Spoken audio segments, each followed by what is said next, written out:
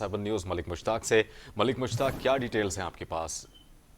जी बिल्कुल, ये थाना इकबाल टाउन का वाकया है कि 14 साल बच्ची मिसबा नामी बच्ची थी जो नवाकोट शेखुपुरा की रिहायशी थी, जो काम काज के लिए इकबाल टाउन एक घर में मुलाजिमा थी और उसको मुलाजिमा करवाने वाली खातून ने कई माह से उसके वालिद से उसका राब्ता नहीं करवाया था। जबकि अब जब वालिद मिलने के लिए वहां पर पहुंचा तो बच्ची की हालत गैर थी।